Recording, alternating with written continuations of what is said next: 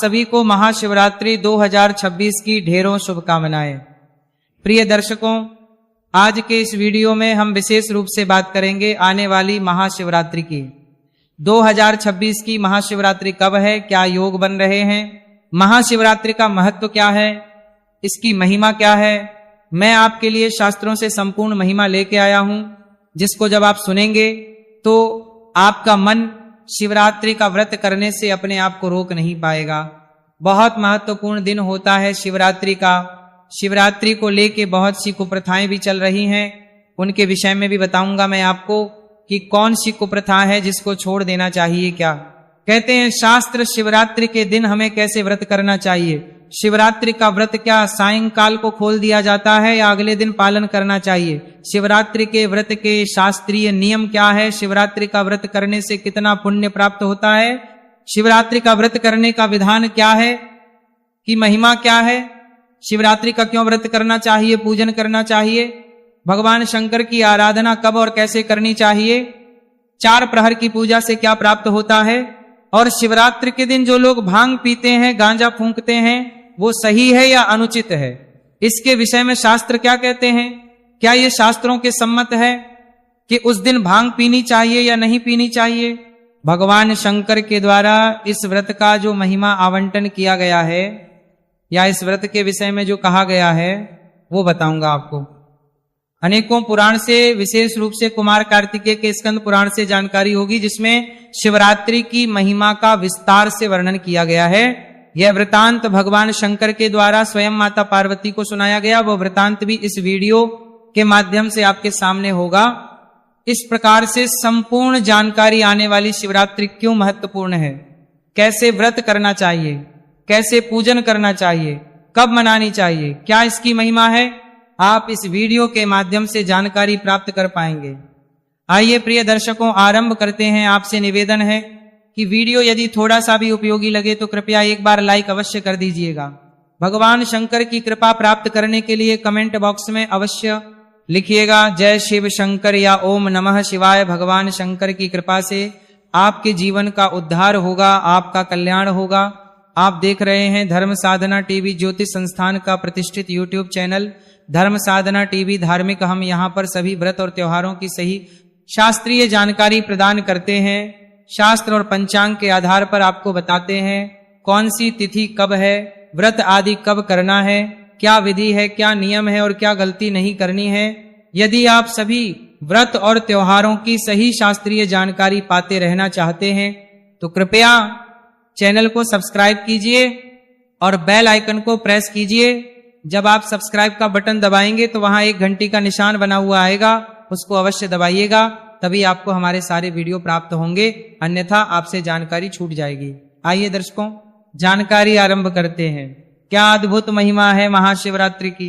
मैं शुरुआत करूंगा पद्म पुराण से, जहां बड़ा स्पष्ट लिखा है कि चाहे मनुष्य किसी भी देवता का उपासक क्यों ना हो, चाहे मनुष्य भगवान विष्णु का पूजन करता हो, भगवान विष्णु का उपासक हो, चाहे आदि शक्ति का हो, गणेश जी महाराज का उपासक हो, चाहे सूर्य देव की उपासना करता हो, सूर्य देव का उपासक हो, किसी भी देवता का उपासक क्यों ना हो, यदि वह मनुष्य भगवान शंकर के महाशिवरात्रि व्रत को नहीं करता है तो उसे किसी उपासना का पुण्य फल प्राप्त नहीं होता है। अर्थात आप किसी भी पंथ से क्यों ना हो, शैव से हो, वैष्णव पंथ से हो या किसी भी पंथ को मानने वाले हों, सबके लिए शिवरात्रि का व्रत समान रूप से कल्याणकारी है और अवश्य करना चाहिए, अवश्य ही करना चाहिए। मतलब कंपलसरी है, करना ही करना चाहिए, क्योंकि ये कल्याण करने वाली रात्रि है। ये मनुष्य का कल्याण करने वाली रात्रि है और इसे महाशिवरात्रि इसीलिए कहा जाता है। 4 महारात्रि कही गई है, यूं तो आप जानते ही होंगे। उन 4 महारात्रि में से एक महारात्रि जो है वो महाशिवरात्रि की होती है। मैं आपको बताता हूं उस वृतांत के विषय में जो स्वयं माता पार्वती ने भगवान शंकर, जब माता पार्वती ने भगवान शंकर से प्रश्न किया तो किस प्रकार से भगवान शंकर ने इसकी महिमा, ये जानकारी स्वयं माता पार्वती को दी। भगवती जगदम्बा स्वयं भगवान शंकर से प्रश्न कर रही है कि हे भगवान, धर्म, काम और मोक्ष इस चतुर्वर्ग के आप ही तो देने वाले हैं। मनुष्य की भक्ति से प्रसन्न होकर आप ही मनुष्य को प्रदान करते हैं। तो हे प्रभु, आप यह बताइए कि आप किस पूजा से, किस पाठ से, किस व्रत से प्रसन्न होते हैं? आप प्रसन्न कैसे होते हैं? माता पार्वती ने भगवान शंकर से प्रश्न किया जिससे कि मनुष्य का कल्याण हो सके, क्योंकि भगवान शंकर सब कुछ देने वाले हैं। तो मां कहती हैं कि आप मनुष्य का कल्याण करते हैं, धर्म देते हैं, उसके जीवन की सभी मनोइच्छाओं को पूरा करते हैं। पर प्रभु आपको प्रसन्न कैसे किया जाता है? एक मनुष्य क्या करें जिससे कि आप प्रसन्न होकर उसकी इच्छाएं पूर्ण करें? ये बड़ा ही सुंदर माता पार्वती ने भगवान शंकर से किया। तब भगवान शंकर क्या कहते हैं वो ध्यान से सुनिए। दान शंकर कहते हैं कि हे देवी पार्वती, फाल्गुन मास के आने पर, फाल्गुन मास के कृष्ण पक्ष की जो चतुर्दशी तिथि होती है, और चतुर्दशी तिथि को आश्रय करके जिस अंधकार में रजनी का उदय होता है उसको शिवरात्रि कहते हैं। अर्थात फाल्गुन मास के कृष्ण पक्ष की चतुर्दशी की जो महारात्रि है वह शिवरात्रि समय होता है, और उस दिन जो व्रत उपवास करता है वह निश्चय ही मुझे संतुष्ट कर लेता है, अर्थात भगवान शंकर को प्रसन्न कर लेता है। ये एक जानकारी मैं बताता चलूं कि ये जो फाल्गुन मास के कृष्ण पक्ष की चतुर्दशी जब आती है तो दक्षिण भारत, गुजरात आदि प्रांतों में माघ मास की शुक्ल पक्ष की चतुर्दशी होती है। भगवान शंकर कहते हैं कि जो इसके व्रत को कर लेता है वह निश्चित ही मुझे कर लेता है। भगवान शंकर कहते हैं कि मैं अनंत प्रकार की धूप, दीप, नैवेद्य अर्पित करने से और पूजा करने से भी उतना प्रसन्न नहीं होता जितना इस दिन केवल उपवास व्रत करने से मैं प्रसन्न हो जाता हूं। तो इस प्रकार से शास्त्र कहते हैं कि जो शिवरात्रि का जो प्रमुख हो अंग, जिसे हम कहें, जो मूल जिसमें सारा छुपा है, जिसमें सारी शक्ति छुपी है, वो है शिवरात्रि का व्रत उपवास। शिवरात्रि कोई उत्सव मनाने के लिए नहीं है, शिवरात्रि का है उसके व्रत के लिए, उपवास के लिए और साधना करने के लिए। जो मनुष्य इस दिन व्रत करता है, उपवास करता है, साधना करता है, वह निश्चित ही अपनी उन्नति कर लेता है। तो मनुष्य को शिवरात्रि वाले दिन सूर्योदय से पहले उठ के स्नान आदि करके वस्त्र धारण करना चाहिए। तदोपरांत भगवान शंकर की विधि विधान से पूजा करनी चाहिए। संकल्प करते हुए संकल्प करेंगे कि हे भगवान शंकर, मैं आज शिवरात्रि का व्रत करने का संकल्प करता हूं, इसे मैं सफलता पूर्वक कर पाऊं, इतनी मुझे शक्ति दीजिए और आप इसे स्वीकार कीजिए। ये मानसिक संकल्प आपने अवश्य करना है। या जब आप पूजन कर रहे हैं तो हाथ में जल लेकर आप संकल्प कीजिएगा। मैं शिवरात्रि की जब पूजा विधि बताऊंगा ना तो उसमें आपको संकल्प भी बताऊंगा और कैसे पूजन करना है ये भी बताऊंगा। पर करना क्या क्या है और महत्व क्या है, कैसे मनानी चाहिए शिवरात्रि, वो मैं अभी इस समय बता रहा हूं, उस पर ध्यान दीजिए। भगवान शंकर ने कहा कि व्रत करने से वो अत्यंत प्रसन्न हो जाते हैं। तो वर्णन आया कि प्रभु इसका व्रत कैसे करना चाहिए। तो प्रिय दर्शकों, यहां बड़ी ही महत्वपूर्ण जानकारी आपके लिए आ रही है। अभी जो मनुष्य व्रत करते हैं ना, अधिकतर जो आप लोगों ने देखा होगा शिवरात्रि का व्रत करते हुए कि कुछ लोग गाजर का हलवा बनाते हैं, कुछ लोग आलू का हलवा बनाते हैं, भिन्न भिन्न प्रकार के पकवान बनाते हैं, पुड़िया बनाते हैं और वो खा के और व्रत करते हैं। अर्थात दिन में सुबह पूजा पाठ करी, स्नान किया, भगवान को स्नान कराया और उसके बाद अपना व्रत खोल लेते हैं। तो प्रिय दर्शकों, शास्त्रों में साफ लिखा है कि ये इस प्रकार का व्रत नहीं है, इसे इस प्रकार से नहीं करना चाहिए। प्रिय भक्तों, अगर आप सभी ऐसा व्रत कर रहे हैं तो आपको ध्यान देने की आवश्यकता है, क्योंकि भगवान शंकर का यह व्रत इस प्रकार से नहीं किया जाता। भगवान शंकर का ये जो विशेष दिन, इसको इस प्रकार से खा पी के व्यर्थ ना गवाएं, इसको ऐसे ही ना जाने दीजिए। बड़ा महत्वपूर्ण दिन है, क्योंकि शिवरात्रि का व्रत साधारण व्रत नहीं है।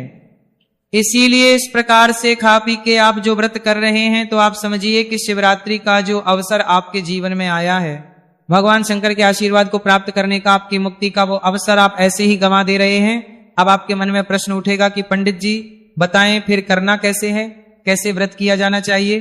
देखा आपका करना, तो हमारे आगे क्या कहते हैं सुनिए। आपके मन में प्रश्न उठ रहा होगा कि भाई जब कुछ ऐसे नहीं खाना पीना है तो कैसे हमें व्रत करना चाहिए, खाना पीना क्या चाहिए। तो प्रिय दर्शकों, इसमें कुछ भी खाना पीना नहीं चाहिए। शास्त्र कहते हैं कि यदि संभव हो तो निर्जल रह के इस व्रत को कीजिए। निर्जल, जल भी ग्रहण नहीं करना, अन्न तो दूर की बात, आहार तो दूर की बात, निर्जल रह के इस व्रत को कीजिए। अगर आप निर्जल नहीं रह सकते हैं तो वे लोग जल पी के जल पर रहें, और जल पीकर इस व्रत को करना चाहिए। और जो लोग जल पीकर नहीं रह सकते, जिनको और अधिक आवश्यकता है, तो वो लोग इसके स्थान पर नारियल पानी पी सकते हैं। वो जल की भी प्यास बुझाएगा और आपको थोड़ी सी कैलोरी भी मिल जाएगी उससे। तो आप नारियल पानी पी के भी इस व्रत को कर सकते हैं।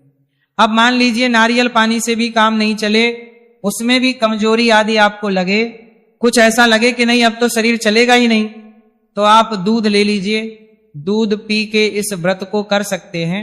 और जिनको ये लगे कि दूध से भी काम नहीं चलेगा, तो आप फल खा लीजिए, फल लेकर इस व्रत को कीजिएगा, परंतु इससे अधिक नहीं, फल से अधिक कुछ नहीं। अगर व्रत करना है तो इस नियम से व्रत कीजिए। ऐसा भी नहीं कि बहुत सारे लोग फलाहार के नाम पे कुटू सावक सिंघाड़ा लेके आएंगे और कहेंगे जी हमने इसमें काली मिर्च डाली है, हमने सेंधा नमक डाला है, उससे करने कोई लाभ नहीं इसका। व्रत करना है, आहार अंतिम है और सर्वोत्तम है निर्जला करना। अब प्रश्न उठता है जी किसी की उम्र अधिक है, कोई बालक है या कोई वृद्ध है या कोई बीमार है, अधिक समय तक इस प्रकार से नहीं रह सकता, तो आपसे जैसे बन पड़े वैसे कर लीजिएगा, जैसे भी आपके लिए संभव हो पाए। लेकिन जो पूर्ण रूप से स्वस्थ है, तो मैं यही अनुग्रह करूंगा कि आप इस दिन को व्यर्थ ना गवाइए, विधि से व्रत कीजिए। प्रिय दर्शकों, ये मोक्षदायिनी तिथि शिवरात्रि कोई साधारण तिथि नहीं है, इससे मोक्ष की प्राप्ति होती है। इसके विषय में स्कंद पुराण में वर्णन आता है। स्कंद पुराण में लिखा है कि जो शिवरात्रि का व्रत है वह परात्पर है, अर्थात ये सबसे उत्तम व्रत कहा गया है। जो मनुष्य इस शिवरात्रि में महादेव की पूजा भक्ति पूर्वक नहीं करते, वो 1000 वर्षों तक जन्म चक्रों में घूमता रहता है, अर्थात उसकी मरण के इस चक्कर से कभी मुक्ति नहीं हो पाती। स्कंद पुराण कहता है कि अर्थात ऐसा मनुष्य बार बार जन्म लेता है और बार बार मृत्यु को प्राप्त होता है। तो ये जो तिथि है ये आपको भगवान का धाम दिलाने वाली है। जन्म को प्राप्त होता है कि बार बार जन्म लेता है, एक कामना करता है कि बार बार जन्म लेता है, मृत्यु के इस चक्र से मुक्ति दिलाने वाली ये मुक्ति का मार्ग है। इसीलिए इस तिथि को अपने हाथ से भी ना जाने दीजिए, चाहे जीवन में जो मर्जी हो जाए, पर आपको ये व्रत अवश्य करना चाहिए। कारण क्या है? शास्त्र कहते हैं कि चाहे हिमालय क्षय को प्राप्त हो जाए, अर्थात हिमालय का क्षय हो जाए, चाहे मंदिर विंध्याचल आदि जो पर्वत हैं वो भी विचलित हो जाएं, परंतु भगवान शंकर का जो व्रत आप करते हैं वह कभी निष्फल नहीं होता। भगवान शंकर का जो आप व्रत करेंगे वो सदैव सफल ही सफल होता है। इसीलिए अगर आप शिवरात्रि व्रत करते हैं तो ये कभी निष्फल नहीं होगा, सदा आपके जीवन का कल्याण करेगा, ये आपको मुक्त करके ही रहेगा। भगवान शंकर का ये जो व्रत होता है, इसका जो पुण्य होता है, वह कभी आपका साथ नहीं छोड़ता। भगवान शंकर वो देव हैं जो एक बार जिनको आपने भज लिया तो सदा आपके साथ रहते हैं। भगवान शंकर के इस व्रत के पुण्य की महिमा इतनी अधिक है कि मनुष्य का साथ हर कोई सकता है, यहां तक कि मनुष्य का शरीर भी साथ छोड़ देगा। उसके बाद भी भगवान शंकर के इस व्रत का जो पुण्य है वो आपके साथ चिपका रहेगा, और जब ये पुण्य चिपका रहेगा तो वो आत्मा जब इस पृथ्वी लोक से आगे के रास्ते पर जाएगी तो उस पुण्य के प्रभाव से सीधी उसकी मुक्ति हो जाएगी, तृप्ति हो जाएगी। ये मैं ऐसे ही नहीं बोल रहा हूं, शास्त्र कहते हैं कि 2 चीजें कभी आपका साथ नहीं छोड़ती। कौन? एक आपकी गुरु का आशीर्वाद, और दूसरा शिव व्रत, शिव जी के व्रत का पुण्य, ये कभी आपका साथ नहीं छोड़ते। जब तक आप शैवत्व को, भगवान शिव के धाम को प्राप्त नहीं कर लेते, तो ये जो पुण्य है कोई साधारण पुण्य नहीं, इसको वज्र पुण्य कहा गया है, जो कभी नष्ट नहीं होता, किसी के द्वारा नष्ट नहीं किया जा सकता, केवल मनुष्य का कल्याण करता है। शिवरात्रि का अभिप्राय ही है आनंदमयी, कल्याणमयी रात्रि, ये मनुष्य का आनंद करने के लिए और कल्याण करने आती है। अगर हम भगवान शंकर के इस दिन के पूजन की बात करें तो 4 प्रकार के अंग पूजन के कहे गए हैं। जैसे 4 प्रहर होते हैं, उसी प्रकार से 4 प्रहर में अलग अलग चीजों से भगवान शंकर का पूजन किया जाता है। शास्त्र कहते हैं कि द्वितीय की चतुर्थी, अर्थात भगवान शंकर के जो तो प्रथम प्रहर में दूध से स्नान कराना चाहिए, द्वितीय प्रहर में दही से स्नान कराना चाहिए, तृतीय प्रहर में ग्रथ से स्नान कराना चाहिए और चौथे प्रहर में शहद द्वारा भगवान का अभिषेक करना चाहिए। तो इस प्रकार से 4 प्रहर की पूजा भगवान शंकर की कही गई है। इसकी विधि मैं आपको बताऊंगा। 4 प्रहर की जो पूजा जब मैं दिखाऊंगा आपको तो वहां संपूर्ण विधि बताऊंगा। शास्त्र कहते हैं इस दिन जो भी आप पूजा पाठ दान पुण्य जप तप करते हैं उससे जो पुण्य प्राप्त होता है वह अक्षय होता है, उसका कोई नाश नहीं कर सकता। जो आपने आज शुभ कर्म किया वह अक्षय पुण्य देने वाला है। इस सृष्टि में ऐसा कोई है ही नहीं जो इस पुण्य का नाश कर सके। इसीलिए व्रत करना है, भगवान को स्नान कराना है, जितना हो सके ओम नमः शिवाय या सांब सदाशिव इस मंत्र का जप करना है। 4 प्रहर की पूजा कर सके तो 4 प्रहर की कीजिए। आपका कार्यभार कुछ ऐसा हो कि आपका जितना समय ना हो तो एक ही वक्त केवल पूजन करें, लेकिन पूजन करें अवश्य, और जितना हो सके इसका व्रत कीजिएगा विधान से। इस प्रकार से मैं पूजा की जानकारी आपको दूंगा, उसका ध्यान दीजिएगा। यहां पर एक और महत्वपूर्ण जानकारी मैं देता जाऊं। कहा जाता है कि इस दिन भगवान को भांग का प्रसाद लगाना चाहिए और लोग इसी के सहारे स्वयं भांग पीते हैं और साथ में भांग पीने के साथ साथ गांजा फूंकने लग गए हैं। लोग विशेष रूप से इस दिन प्रसाद के रूप में उसको ग्रहण करते हैं। तो मैं आपको बताऊं प्रिय दर्शकों, किसी शास्त्र में कहीं नहीं लिखा कि शिवरात्रि पर भंग पीनी चाहिए, क्या गांजा पीना चाहिए, यह शिवरात्रि का प्रसाद भंग है, ऐसा किसी शास्त्र में नहीं लिखा है। यह केवल और केवल कपूल कल्पना है। कुछ गंजेड़ी लोग हैं जिनका कार्य है केवल नशा पता करना, वो इसका लाभ लेते हैं, भगवान शंकर के नाम पर भंग पीते हैं।